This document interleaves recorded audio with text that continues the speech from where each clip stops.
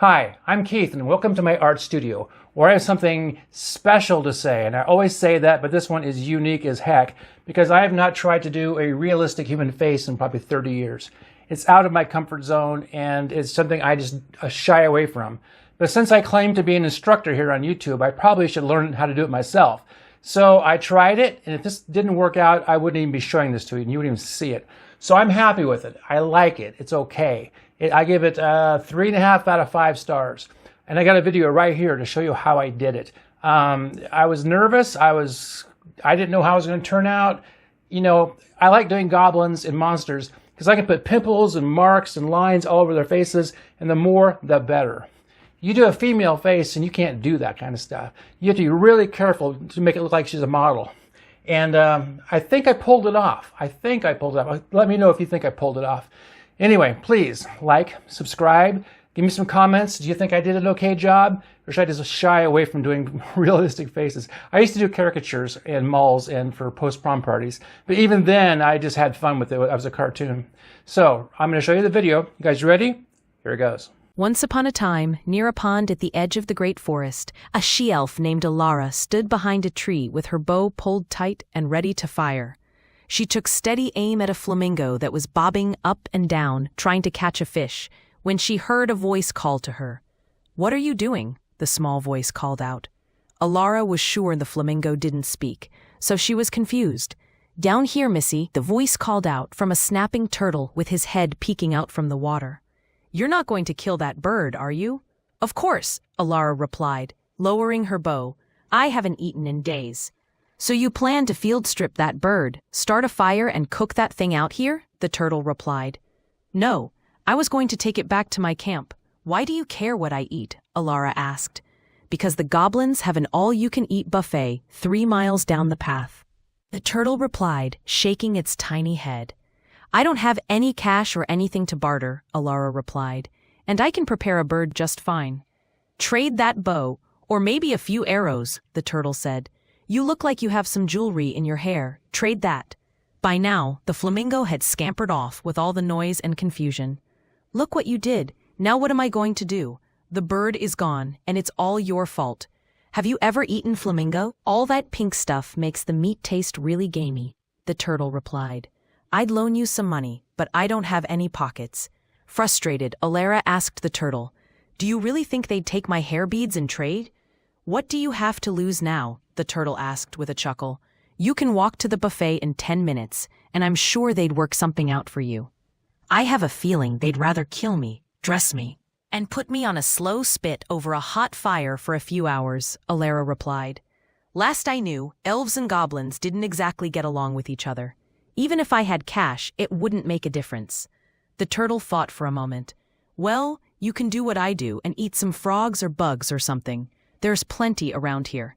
I'm never at a loss for a meal." "I bet not," Alara replied. "That's disgusting. I'm not eating bugs. Maybe a frog if I'm desperate."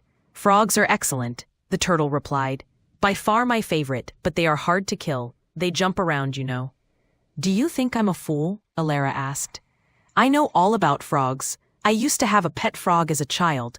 Never ate it, though. My dog ate it one day, and that was that. I can't say I'm sorry for you. At least that innocent bird will live to see another day. If I were you, I'd head down the road and see what the goblins have to offer. Either that or start looking for bugs."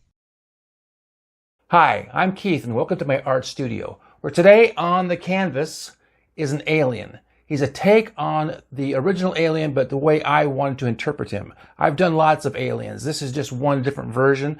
It's an acrylic painting on canvas, and it's fun, but these take a lot longer to do than my pencil sketchings, things I've been doing lately. So I wanted to post this one so you guys can see what else I could do besides just the pencil stuff. Originally, I started off this channel as a painter, and I have lots and lots of painting videos. So just check this out and don't leave. But on top of this, I'm going to put an original story. I'm also a writer, and I enjoy writing a few things, so it'll keep you entertained as you watch me paint this thing. So thanks for being here. Please like and subscribe, and the video is coming up right now. Once upon a time, in a galaxy pretty close to ours, a cargo ship filled with all sorts of alien space junk was landing on the planet Astro 5 to unload.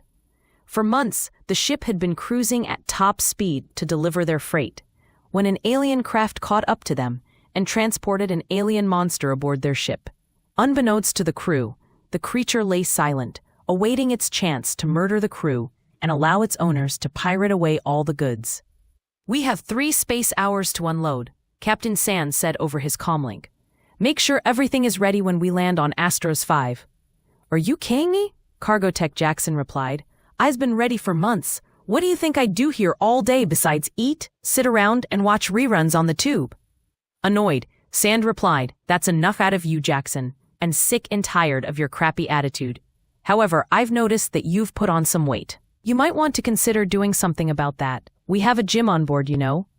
"Oh my, I can't believe you commented on my weight," Jackson replied. "You have to be pushing 300 pounds yourself." "Why don't you go down to the cargo hold and make sure everything is ready?" Sand replied, more annoyed. "I have an idea," Jackson snapped back. "Why don't you go down to the cargo hold and check for yourself?" Shaking his head, Sand replied, "I'm going to have a chat with Human Resources when we get back about you." "Go ahead. I'm a union cargo manager and people like me don't grow on trees," Jackson replied with a grin. "Captains like you are a dime a dozen." Sand knew Jackson was right. He could be replaced in a day, and walked on eggshells most of the time when around the crew. "Make sure the cargo is ready, you hear me?" Sand barked. He quickly regretted his tone. Then an alarm sounded overhead. "What's that?" Jackson asked, looking up at the red blinking light. Captain Sand pushed a few buttons on his console and read the information displayed on the screen. "Says here we have an alien on board that is heading in our direction." "That's pretty specific," Jackson said with a curious tone. "It's all that AI crap. It knows more than we do. What are you going to do about it?" Jackson asked worriedly. "There's not much we can do. It's not like they installed an alien extermination robot. At least I don't think they did." "Are you by any chance a robot?" Sand asked. "No, but Butterworth is," Jackson replied. "No way. How do you know that?" Sand asked. "I tried to ask her out, and she told me she was a robot," Jackson replied. "She may have said that to get you to leave her alone," Sand said with a chuckle.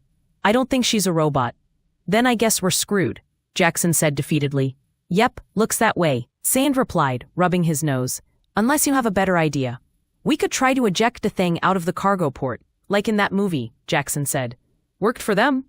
"That was a movie. Come on, you can do better than that," the captain replied, scooting himself up in his command chair. "Try locking the door," Jackson said.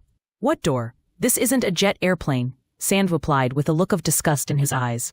"This is a spaceship, more specifically a cargo spaceship. Nobody wants to hijack us." "Then explain why an alien is coming for us," Jackson replied.